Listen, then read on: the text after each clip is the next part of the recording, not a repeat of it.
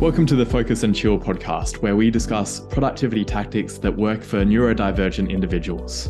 Every episode, we interview guests with lived experience of neurodiversity who also have a solid productivity and habit game, and pass the learnings on to you, our wise and benevolent audience. We're your hosts, Jeremy and Joey.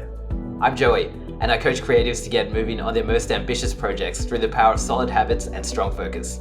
I'm also a perpetual student of psychology and perpetually on a quest to a one-armed chin-up.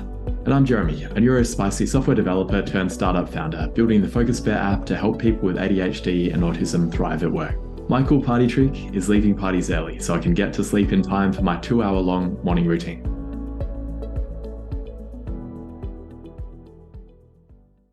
The Focus and Chill podcast is brought to you by Focus Bear, a habit and productivity app that makes healthy habits and deep work the path of least resistance.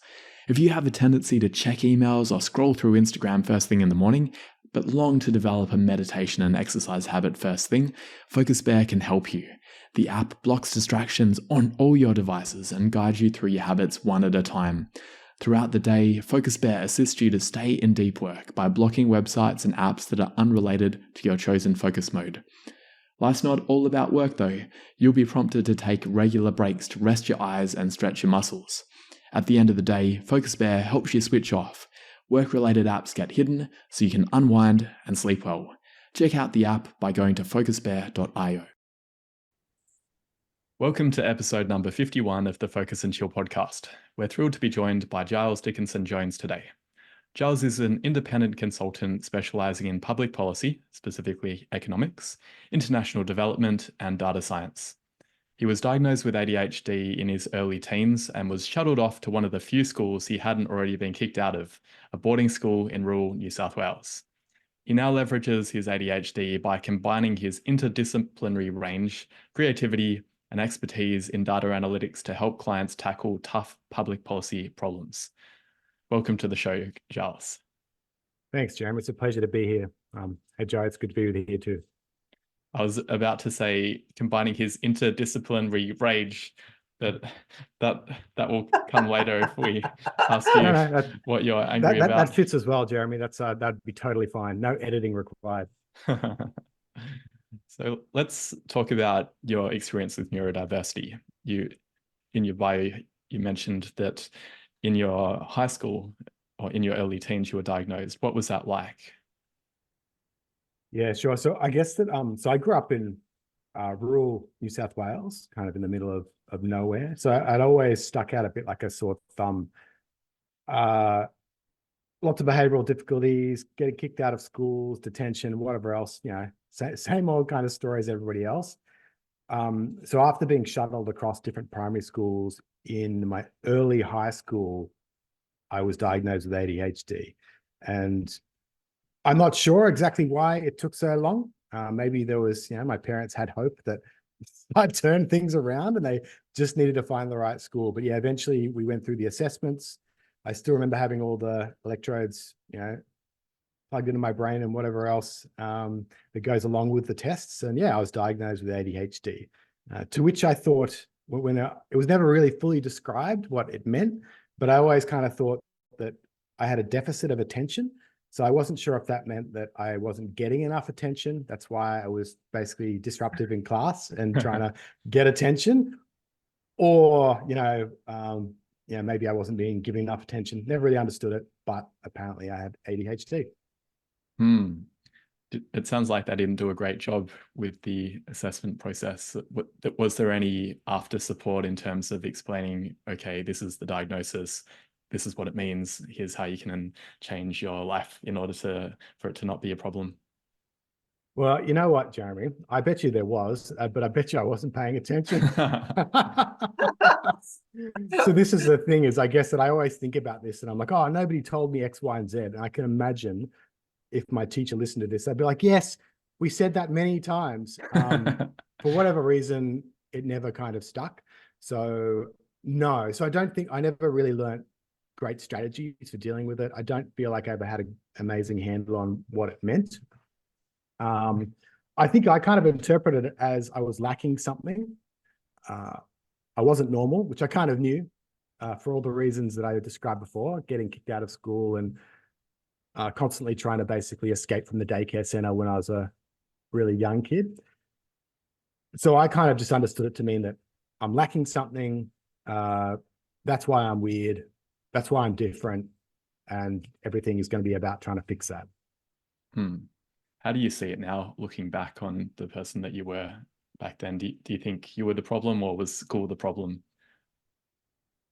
Oh, look, I was pretty difficult. Like, I don't blame my parents or anything like that. I was a very difficult kid. I think the view that I had, I knew I was different. Like, I knew that I was always a bit of a, kind of square peg in a round hole and never really fitted in socially, school, whatever else. I knew that there was something about me which is a little bit different, made it hard. And I guess that, like every kid, particularly around that age, I was working hard to try to fit in. And I think part of that was probably why I was being disruptive. I'd kind of created a bit of an image of who I was. I also think when I've been kind of reflecting on it, that a common characteristic I understand for a lot of people with neurodiversity is having a strong sense of justice and injustice. And I think that had a lot to do with it as well. So I suspect that essentially a lot of the problems were about that, like acting out, probably about getting attention, getting approval from other people.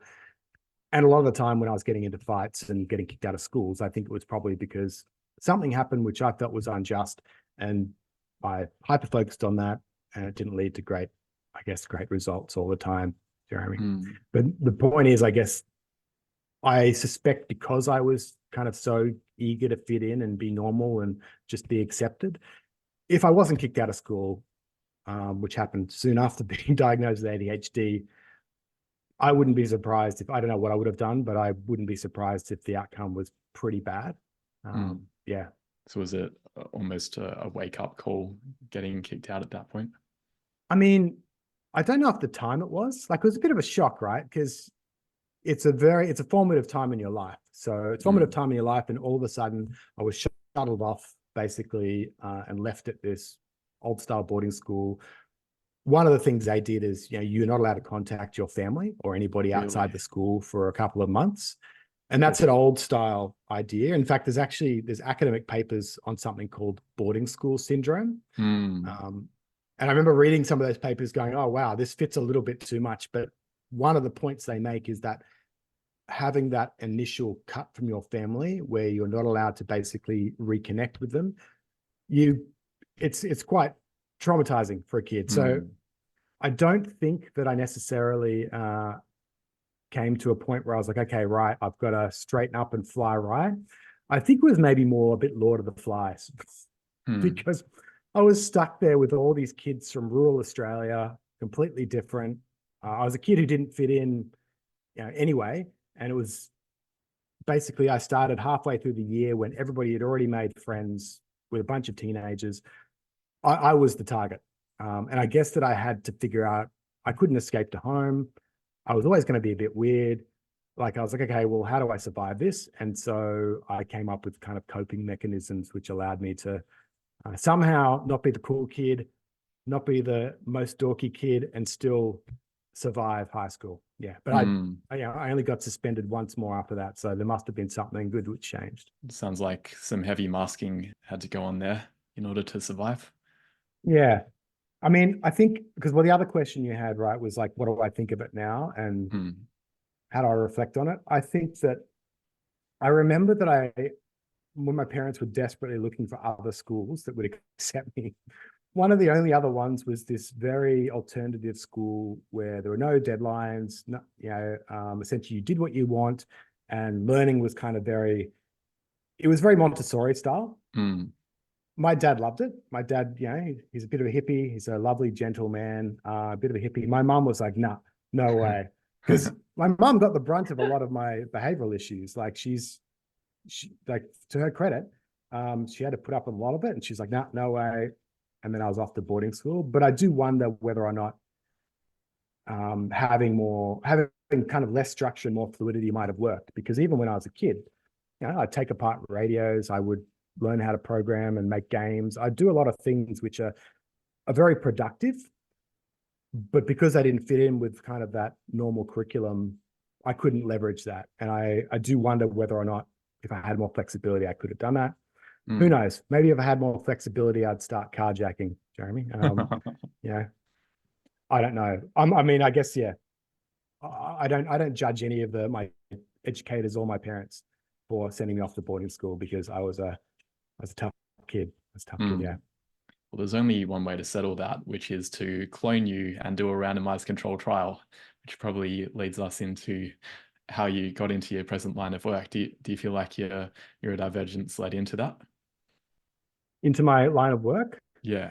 I think so, because I remember, so I picked economics kind of as an accident because it was the only subject I could do in year 12 or in year 11, whenever I picked it, with the time I had available. So it was never really very deliberate, but I remember sitting in the first class and being like, oh, like this is it's a very analytical framework for understanding the world. And I was like, this feels like something that could help a lot of people if I understood it. And so I did get hooked very early. I think, but in terms of and I think that kind of fits what I was talking about, a lot of neurodivergent people having a strong sense of justice and right and wrong. Yeah. That was always very important to me. So I think that links it up nicely. I think maybe one of the reasons over the longer term kind of career span of things I've stuck with economics is actually because it sticks its nose into everything. And this is why people hate economists, because they kind of have an opinion about everything. And I personally like that because I think that if you're going to be providing advice on the world we live in, you need to understand the world we live in. You can't just, use a simplified model of what people are. You need to actually have a bit of a broad understanding kind of how society works, how things are linked. And David Epstein talks about this in his book Range, and I really like that. The other reason I think economics is a really kind of attractive to me is sticks its nose in everybody's business, and it's also very generally applicable. So GiveWell, which rates the effectiveness of charities, a lot of the tools and methodologies that they use in their analysis and their ranking and assessments, that's what you use in economics. You consider these things like gender diversity, disability inclusion, what's the potential benefit, what do we know, what don't we know? And I really like that kind of wide-ranging consideration and discussion. And I think that fits in well with my neurodiversity because it means that I don't need to basically focus on one very granular small thing for the rest of my life to be an economist. There's room to move and be kind of more generalist. Yeah. Yeah. It sounds like you don't believe in Homus economicus if you're talking about avoiding simple models. Well, this is probably a topic I should have flagged that you shouldn't talk about. Mainly because, economics gets a really bad rap, right? Like it gets a bad rap that people think, economists just have this outdated view of the world and how people work. It's actually quite like it's quite a long discipline. So most economists, when you basically apply analysis and whatever else, you're not actually necessarily thinking about that. You might be thinking about like what that might say for the bounded model of what consumers might do. But, economics is really very open to a lot of the ideas that maybe people aren't automatons and perfectly rational. I'm certainly not. So Giles, in terms of your career, could you tell us maybe a bit more about how neurodivergence has affected your financial life? Well, I'm recording on a secondhand webcam. The microphone actually I extracted from a radio. No, I mean, look, I guess one of the things is this is probably a bit of a loaded question because for a lot of the listeners or watchers, economists don't really spend a lot of time learning about financial planning. And so I don't know how I think about my finances differently than other people, except one way. I think that a lot of people with ADHD have a imprecise sense of time. So they're time blind. So I think if I had to answer that, I'd probably say being time blind is one, because essentially next week to me is about as meaningful as next month or 6 months from now, right? And I think financial planning and financial security and all that kind of stuff I think that's probably quite hard for a lot of people who are neurodiverse. For me, the reason I'm kind of, I guess, answering in this kind of wishy-washy way is because I also got quite obsessed about it. And so I've got this Excel model where I've kind of projected out, okay, well, what do I need to save to get to this, blah, blah, blah.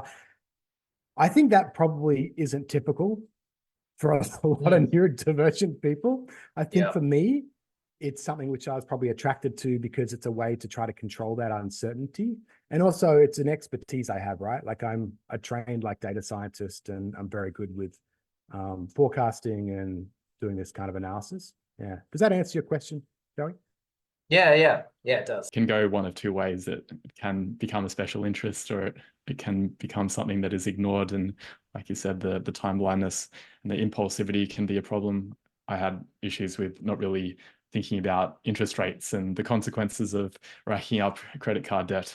It's good to hear that that's tomorrow Jeremy's problem, Jeremy. Exactly. Problem for next week. Don't worry about it. One of the things that I did, which might also help me with this, is that when I wasn't, so now I kind of work independently, right? So I don't get a wage per se.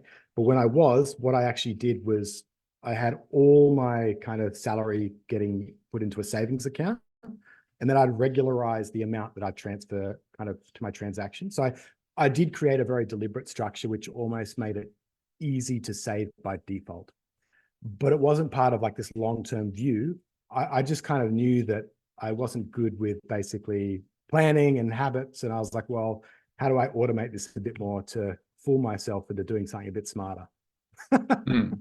Yeah, and I guess it's a human problem in general. That's why we need superannuation, because humans aren't good about thinking about the long-term future. But I think it's especially difficult for people who are time blind. And great to hear about. Right. And I don't know if you can relate to this, Jeremy, but actually one of the things which I remember reading in a book, which has stuck with me for time blindness, is this. I think he was a doctor, and what he used to do is he has the whole annual calendar in front of him. He's got everything, and I'm kind of like, I do a lot of that. Like I basically, if I can't see it, it doesn't exist to me. Yeah, I have to write down my schedule on paper, otherwise I won't see it. And one of the things I have to do is be very deliberate about my relationships, because I can very easily get caught up in whatever my special interest of the day or the month is, and I can neglect my wife and other situations like that. How has your ADHD affected your relationships, both good and bad? Well, I think the good list is probably going to be pretty short. No, but I mean, I guess that I'm very similar, and I love socializing. I love people. I love talking to people. I love doing things, but I often won't organize it. I am a little bit work obsessed because I like my work. So I think probably one of the really direct and obvious ways it affects me is I'm not good at necessarily maintaining relationships. And it's not because I don't love the person and find them really, important. It's just because that I'm very blind to that kind of need and how to do it. And when I kind of get hyper focused, I'll forget about it. So I have a lot of like lovely, very close friends around the world that I might not have talked to for quite a while. And I think a lot of that comes down to essentially me hyper-focusing, forgetting about everything else in the world. And that has been a detriment to kind of having those strong bonds and building those relationships. So that's definitely a weakness of mine. In terms of positivity, in all seriousness, I think that I'm very interested in people. Like I think people are really interesting. And like I was doing something called Lunch Club for a couple of years, where you basically just meet up with some random person. And I love that, because every conversation I was like, oh, I didn't think about that. Oh, I didn't know that was possible, or I hadn't thought about this sector. So I think that it's really about that kind of planning aspect where I fall short in building and maintaining those relationships. And I think that's very common for people who are kind of neurodivergent. Yeah, I can completely relate. Jeremy? Yeah. I mean, as you were talking, like I can totally get that, because my, Tam also kind of is often the organizer of a lot of things. And I feel really bad because, I always enjoy them. I have a lot of fun, but I'll often kind of forget to organize the fun, whereas she's very structured, and finds that a little bit infuriating. Yeah. But hopefully the other positive side of it is you probably bring a fun and uplifting spirit to those events as well. I mean, yeah, I guess that's what I was going to say with Lunch Club, actually, was that I think that is a real strength that a lot of people with ADHD have, because we're just interested in everything, right? We're just kind of like, oh, that's cool. Oh, what about that? Like whatever new shiny thing kind of comes in front of us, we're really excited to understand, learn about and get obsessed with. And that's kind of cool because people like to talk about themselves and we like to kind of listen and basically learn about other people. So I think that's a real definite strength. With friends and maintaining relationships is not a strength. And I really don't like that about myself. And I apologize to every single friend I have about that. I was hoping you had an Excel solution for that as well. We'll have to figure it out together. It's funny because I guess, Jeremy, I was going to say, well, one of the things I do is I use my calendar very obsessively. So I've got things like, I know I've got a recurring calendar for taking out the bin or for doing cooking. And I did have a system in place before where I would make plans for something Tam and I would do together regularly. That was kind of too rigid and that's fallen away. But I think that you've just made me think I need to re-implement that, particularly because I think Joey's about to tell me how bad I am at this. Joey, are you going to provide, before he provides witness evidence, maybe we can... I was actually quote. I was actually just going to change the subject, Giles, to save you and say like considering that work often gets in the way of you're wanting to tend to relationships. Maybe you could tell us a bit more about the work projects you're concentrating on. How's that for a segue? Saved. What projects I'm focusing on? Okay, so I've got like 3 strands of work I do. I'm an independent economic consultant. For the many normal people out there who don't know what economists do, a lot of what we kind of do is we essentially use like data models and analytics to understand the world and try to figure out how to make it a little bit better, right?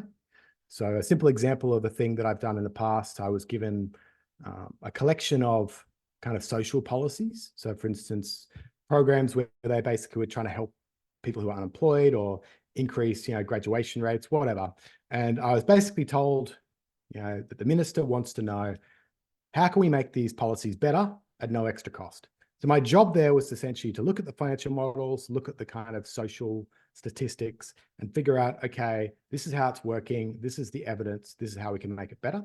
That's a lot of what I do as an independent consultant is, international organizations frequently will engage me because they have a policy problem that they want to solve, right? This is usually to do with kind of data and strategy, like democracy, economics, public policy. And I'll go in and basically look at the information they've got and provide advice on that. So that's kind of the consulting strand. I also serve as like a board member for a local not-for-profit, and there I kind of provide strategic advice and kind of guidance to help them achieve their strategy, as well as sitting on some of their more kind of nitty-gritty kind of committees. And the third thing I do, which is what I kind of launched last year with something called Policy Analysis Lab. The idea behind that is essentially to provide like a suite of tools and training for public policy professionals to use data science tools. The reason I came up with that is, firstly, I provided training in the past to a lot of government employees and public servants and researchers on how to use programming languages to conduct policy analysis. People really liked them, but because Australia is kind of in the middle of nowhere, nobody could attend them. So I got a lot of requests being like, hey, look, can you make this an online course? That's kind of where Policy Analysis Lab's born from, because a lot of the work I've done in government, there's a lot more data there than I think people appreciate. And that comes from the fact that you have these great, super clever and dedicated people in government and researchers who don't know how to work with messy data. And that's a lot of what it's about, is basically saying, look, this is a messy administrative data set. As an example, this is how you clean it up. This is how you analyze it. And going through kind of applied examples to help, I guess, empower public policy professionals to better use data and make better decisions with the data that they have. Yeah, very passionate about that one. So I could go on for a long time about it. So apologies. Sounds really important. And it's great that there are actually politicians who believe in following the data rather than the polls. Is it becoming more common now that social policies would get rigorously evaluated? I feel like I can't answer that because I don't have data to answer that. I mean, more common than what? More common than 50 years ago? Hope so. Yeah. More common than 5 years ago. I think there's a trend in the right direction. We have some really good politicians in even Australia who are kind of trained and understand like randomized control trials, behavioral, experimental economics. Like they understand this, they appreciate it. And so there are kind of signs that I think there's a greater demand for that. So my personal opinion is yes, there's a trend. I don't think it's fast enough, which is one of the reasons I think one of the reasons for that is because there's a lot of data there which nobody knows how to use, right? And that's because all this kind of progress has happened in data science with the Python language, the R programming language, and whatever else, and government hasn't really caught up. And so you have a lot of data locked up, which is confidential, private, classified, whatever else that nobody can make use of. So that to me is a big reason it's not going as fast as it could go, but I do think the trend's in the right direction. I also think, so there's a lot of controversy around effective altruism. I'm not an effective altruist in the sense that I'm not like a card carrying EA, but a lot of what EA does is very similar to Economics 101. It's basically the idea of let's try to put limited money we've got where it's going to have the best impact, all behind that. That's like what I do as an economist. And I think that has been popularized, which has made it harder for you to basically justify, we're going to invest in this program because of the vibe. We're going to give $1 million to this shooting range. Yeah, exactly right. So I think there's a lot, it's harder to justify that, which I think is great. The trend's going in the right direction. And I think that just feeds into everything. Yeah. Yeah.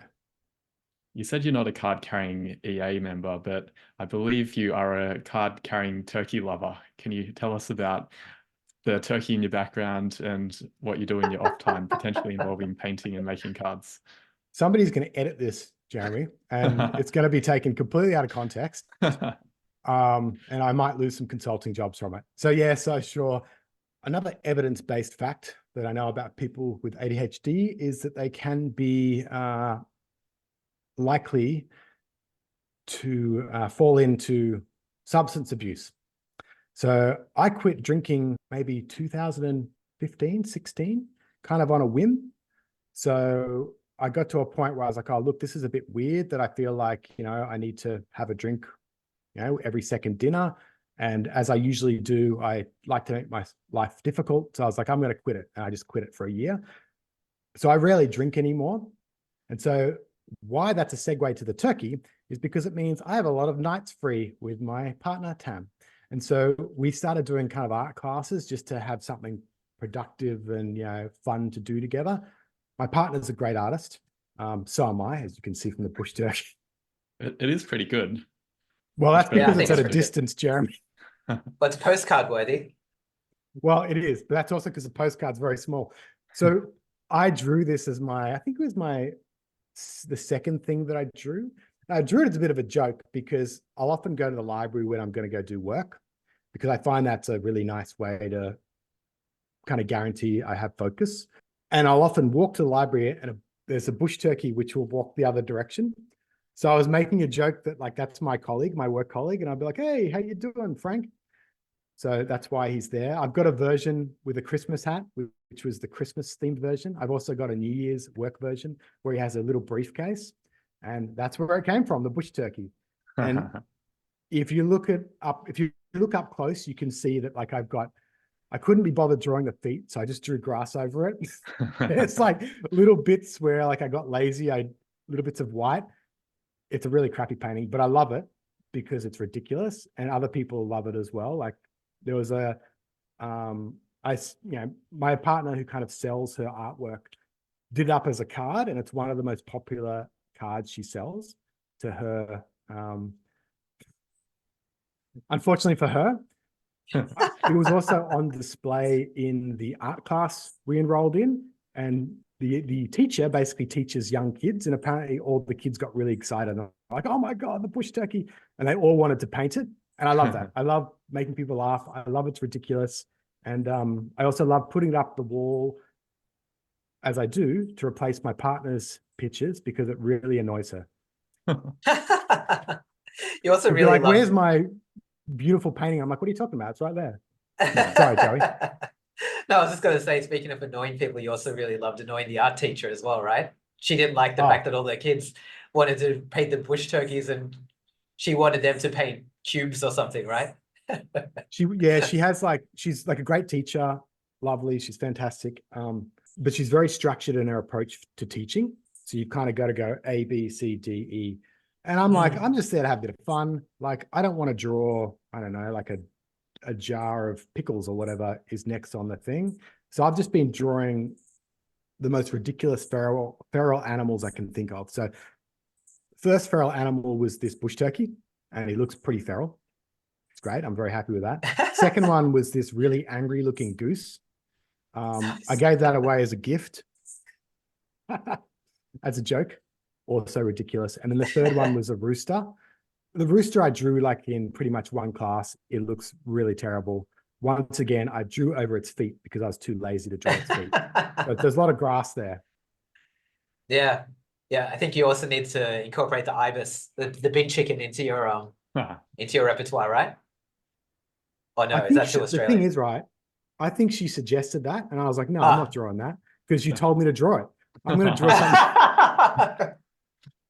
There's actually this YouTuber, his name's Truthless, and he's huge now, but like I remember when he was only like a couple of thousand subscribers, he was talking about one of the best advice that he got was to just draw the same thing every day for like about 6 months, and he chose the bin chicken, and it was amazing. It's it's such a inspiring video as well. Who'd have thought bin chickens would ever be inspiring, eh? Well, I mean, my partner did that with her painting. She just became suddenly obsessed with painting. She'd never done it before until like 6 months ago. And every day she did a little bit, and it's really inspiring to watch it evolve. I don't have the attention span to draw a bush turkey every day though. And I mean, once it's perfect, what am I going to do, eh? How am I going to make that bush turkey? Can only go backwards from there. Yeah. And eventually it'll evolve into a crab, right? That's it. That's it. Geez, Giles, we're drawing all those turkeys. You must need a break. So let's take a break. Hi there, Focus and Chillers. Are you ready to supercharge your knowledge in the realms of creativity, tech, and psychology? Come check out my fortnightly newsletter. In each edition, you'll get quick wins and actionable takeaways that you can put into practice right away. If this sounds like you, I'd love to have you as a reader. Subscribe for your fortnightly dose of insights. The link is in the show notes. And now, let's get back to the show. We're back, and I'm having heart palpitations because we just got hit by lightning. We're going to go into the lightning round. Take it away, Joey, with the first question. So, Giles, what does your morning routine look like, and how has it evolved over time? Normally, what I've tried to do is I basically tried to kind of set my day up similar to like a 9-to-5 job. Don't think that's the best idea, but when I've got a lot of deadlines, a lot of projects, a lot of variety, that's easy because I basically get up early in the morning, like 6 a.m., probably go to the gym, something like boxing, have a coffee, have breakfast, and I've got a list from yesterday that I can essentially refine, update, and I more or less automatically know based on what's in my inbox and yesterday's list, what's most important. 2023, essentially, a lot of the work I was doing was self-imposed deadlines. So the big thing which changed in terms of like what has evolved is because a lot of the work and the context wasn't ideal, and my ADHD brain, what I've tried to do more and more is kind of structure my day and my morning in a way which sets me up to have really quick, easy wins. Hasn't worked a lot of the time. I've had bad habits that I'm still trying to break because, yeah, that's what happens when you basically have your own deadlines and you set your own kind of work, right? You can easily do that. Yeah, it's really tough. I can identify with what you're saying about when there's a lot of deadlines and external pressure. It's almost easy that I can thrive in that environment because there's fires to be put out. But when there's not something pressing, what are your tactics for that? You said you go to the library, see your colleague, Frank, and that ritual helps you to focus. What else have you found helpful? Yeah, so I've got a whole different range of techniques, many of them ineffective. But I guess the thing that I've really tried to do in 2023 is, because I've had a lot, like I've had softer deadlines, I've had less kind of clients who are immediately demanding work, and a lot more of kind of my own deadlines and my own projects. What I've been increasingly trying to do is essentially, firstly, I'll try to set up kind of very simple structures. So, getting up at 6 a.m., going to the gym, doing breakfast like I used to do, having essentially the tasks set up in a way that they're really small. So to give you an example of this, if I get an email that I know that I have to respond to, I might not just say reply to email. I might say read email, decide what you've got to reply, reply, and then send the email. It might be really small and it might sound a little bit ridiculous, but I found that when there's kind of less of that pressure and urgency, I found it much harder to keep the momentum, basically fit in those structures that kind of keep that cadence going from day to day. The idea with that, of course, is firstly, you get momentum, you make progress. Also, it kind of means that you're basically trying to reduce the friction of starting work and getting work done. That's a lot of what I do, is I try to increase the friction for bad habits, reduce it for good habits. And what I've been trying to do is to figure out how the hell I turn on that hyper focus state. Because with ADHD, when you can switch it on, like, it's incredible. Like, you'll work 12 hours straight, won't even know, forget to eat, and you'll love it. You'll love it the entire time. But I'm trying to figure out, how do I switch that on when you don't have crazy deadlines and 20 different clients asking for something from you? Do you want me to just call you every 2 hours and say, are you done with the course yet? Well, I mean, that's right. Or just have Joey send me, pithy quotes, and I'm like, oh, wow. That's a good point, Joey.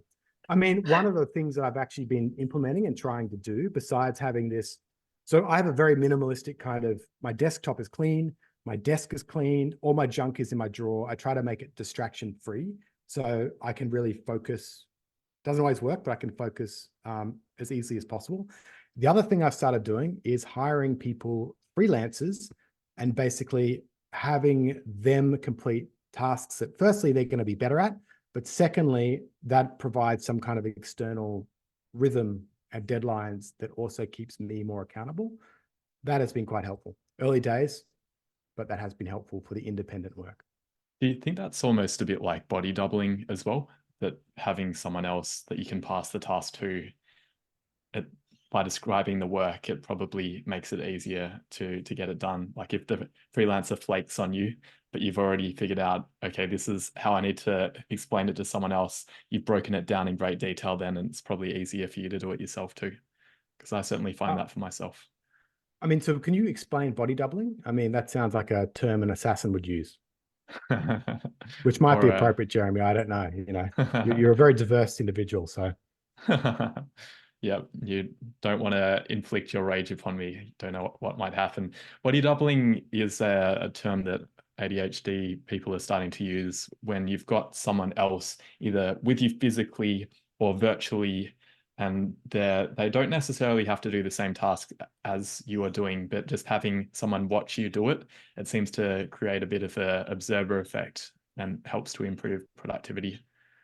So sometimes I find going to the office, or maybe if you're going to the library, is good, because if I'm sitting there on Facebook in the office, then people are going to notice that, and you can create that same effect by doing it, for example, with FocusMate, which is a body doubling website, or Cave Day, where you can get on a Zoom call with someone else and say, hey, this is what I intend to do for the next half an hour. They'll say what they're going to do, and then you check in half an hour later.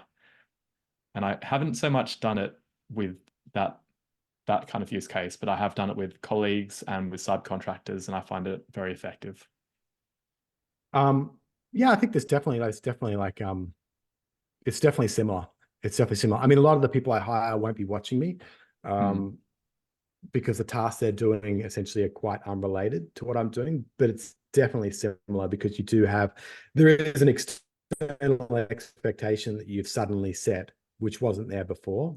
And that's a really helpful thing. Yeah. And I think what you said as well in terms of having to break down the task in that way is very productive. And it's one of the reasons like ChatGPT, I'm a big fan of, because it means that I can create structure around tasks which don't have any structure to begin with. Yeah. So I think there's something in that. And I also say the other thing is as well, I know when I was working in Burma, I would spend a lot of time in the cafes or tea shops when I was working. And I think that's probably for a similar reason, right? It's exactly like you said. Like if somebody's watching you on Facebook the entire day, maybe you're worried consciously or subconsciously that they're going to be judging you or wondering how you earn income while not doing any work. Which is one habit you'd like to remove from your life, either a bad habit or one that takes up too much time? I don't want to trigger you, Joey, but it's playing video games. No, no, in all seriousness, so I was alluding to the fact that basically 2023 was a tough year for basically figuring out how to be productive in an environment I don't think I'm well suited for. One of the habits that I picked up, which I think is a bit of an avoidance mechanism, is I would watch videos, for instance, while I was having a meal. And the problem with that is that it makes the structure more permeable, right? Like firstly, it's not good for your focus, because it basically requires that you're kind of being entertained during your downtime. So you're essentially it's not great for your focus and training that and building that. It also means that, like all of a sudden a soft deadline that I've set for myself, well, I'm like, oh, well, why don't I watch another show? I don't know. And so that's a habit that I think I want to remove, because I also find as well that I'm very binary, like I'm very good at binary habits. So for instance, if you say to me, Giles, to go on a diet, you should eat 20 grams less chocolate, that won't work for me. It's got to be either no sugar or sugar. So, and this is kind of what happened with alcohol. There's a time in the past when I was on a diet and I would run 10Ks every day and only eat dragon fruit. That obsessive and really binary hyper-focused state is something that I've found that's how I have to kind of build structure and habits. If I've got too much kind of choice, like watching a video in between a meal, it can be a disaster. Yeah. So that is one habit I need to get rid of, because it's a bad habit and removes the structure. Yeah, that's one that I was doing a lot in the past as well. And I've had major benefits from stopping doing that and having a bit like mindfulness while eating or while doing the dishes and things like that. How do you get to the point where you can wake up at 6 a.m. and do a boxing class? Do you go to bed at a certain time? Are you binary about that? Tell us about your wind down routine. Yeah, so my in theory wind down routine is I try to basically get to sleep by 10, and then I will turn off tech an hour before going to sleep. Definitely has not happened in the holidays. It's been looser as well, and I guess in the last 6 months than it was in the past. But I still keep the 6 a.m. kind of boxing class. And I guess that part of the reason I do that is firstly, I love it. I think cardio is really helpful for me because it means I kind of get rid of that pent up energy. It's a lot of fun. It's kind of good for me fitness wise. And the other thing is I guess that it's almost like punishment in terms of if you keep that time, like you're punishing yourself. Do you know what I mean? You're like, okay, if I feel really bad because I was up late in the night, I don't know, replying to people on social media or playing a game, that's my fault and I'm going to hurt because of it. And so I think having that has been really helpful because I've just naturally started to get, keep that kind of general rhythm. I think the no tech an hour before is really, really helpful when it's combined with exercise and making sure you don't consume caffeine late, because my sleep quality has gotten a lot better. Outside, like not within the holidays though. Within the holidays, I've not lived up to this at all. So Giles, apart from the 6 a.m. boxing classes, do you have any resources like books, philosophies, or apps, sensory toys that you find most helpful for dealing with your brain? A lot of the organization tools I use are pretty rudimentary. So OneNote is something that I use across like my board director role and consulting and whatever else. I find that great because I have like a portable device that I use when I take to the library. I use for to-do lists, I use Excel. I've tried like different things like Kanban boards or whatever else. I don't know why. Excel really works for me, having like a filtered list. ChatGPT, as I said, really helpful. Books that I'd recommend: Deep Work, Cal Newport, because I feel like that really spoke to me in terms of hyperfocus. Range, I think it's by David Epstein.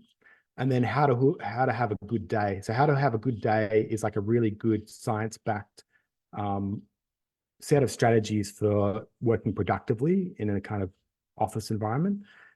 And then I guess things like Pocket. So one of the things I do when I'm reading, so I don't like reading from a screen. I find it too easy to get distracted.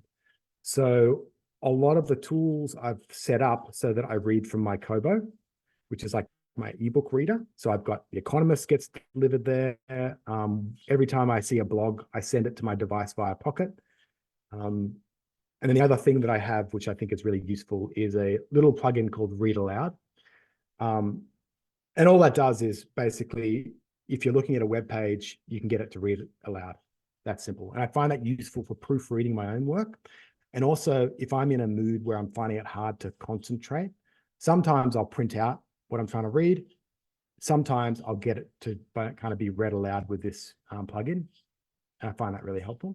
Yeah. I think it'd be good in the show notes if you could share the link to the custom GPT you made as well, because you made an ADHD coach GPT at one point, didn't you? I did. GPT. So as Joey knows, I became obsessed with ChatGPT again because of him in 2023. And I've created a bunch of custom GPTs, and a lot of what they do is essentially, if I've got a repetitive task that I do again and again and again, I've set up a GPT instance, which has the custom instructions to kind of make it really simple to complete that task. So a simple example might be, I have one for some of the projects I'm doing in consulting, where I've kind of just given it particular information about how I want it to write information which is publicly available, which is relevant to that project. And so every time I have something I'm not sure of, I'll ask it a question, knowing that GPTs hallucinate. I also developed 2 public GPTs, one which is Focus Coach. And the idea behind that is I've tried to develop something which gives strategies for working and being productive for adults with ADHD. That's publicly available. You can share that link. The other public GPT I made is called AsklyBot. And AsklyBot, all it does is whatever you ask it, it's going to rickroll you. So if you ask it for code, somehow it's going to rickroll you within the code. And that took me a surprising amount of time to get it to work.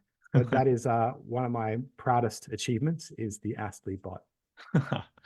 So what, it'll add in a comment with a YouTube link to a rickroll inside that, or make all the examples or the test cases in some way reference Rick. Love it. Where can people connect with you? There's probably a few places that we want to direct them to. One of them is the Etsy store, where they can purchase the turkey cards. Where else do you get no commission from that, but it gives me satisfaction because my talented partner, Tam, sold another one of my cards for some strange reason, as opposed to Hershey cards. Where else can people connect with you? Is LinkedIn Sure, the best place? LinkedIn's good. So feel free to connect with me on LinkedIn and reach out if I can be helpful, or you want to chat or connect or whatever. I've also got a white website, gilesdj.com, which is never updated. So apologies for it looking like something out of the 1990s, a GeoCities website. I will remove the animated GIFs and web counter at some point, but you can also have a look there. I've got essentially, you can reach out to me, and I've got some of the work that I've done. Yeah. Well, Giles, it's been wonderful having you on. Do you have any final words or asks of our audience?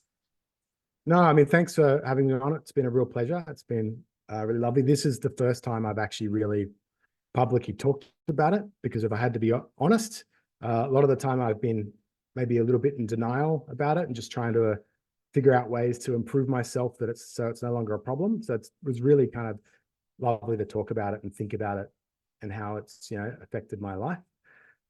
In terms of final words, I think probably the thing that I'd love to share, because I was asked by somebody, what advice would you give to the younger self? Like, what advice would you give to your younger self?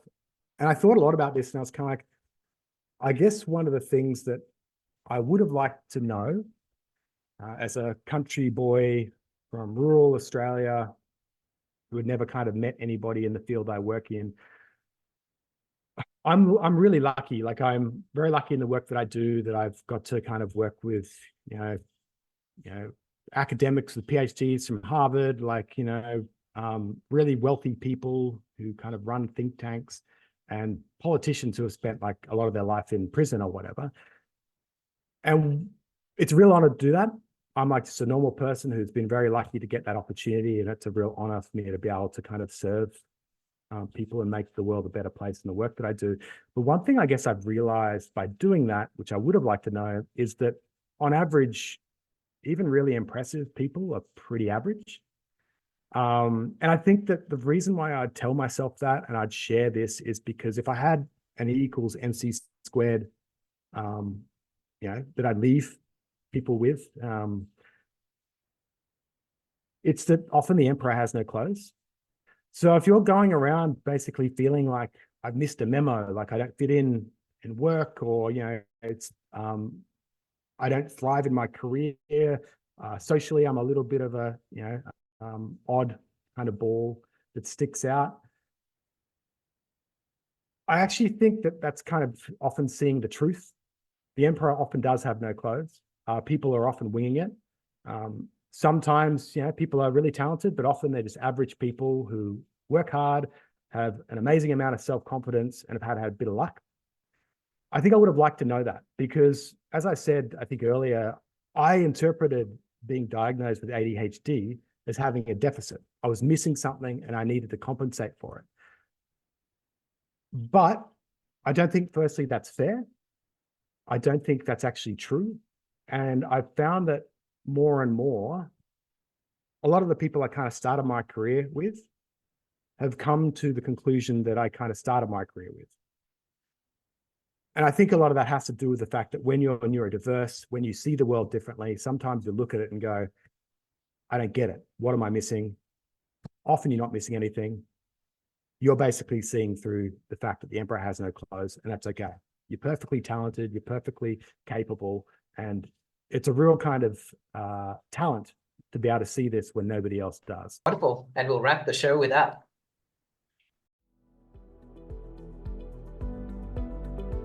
Thanks for tuning in to this episode of the Focus and Chill podcast. To listen to other episodes, jump onto podcast.focusbear.io. If you'd like to be a guest on the show, or you know someone who'd be a good fit, email us at team@focusbear.io. Otherwise, stay focused, stay chilled, and peace out.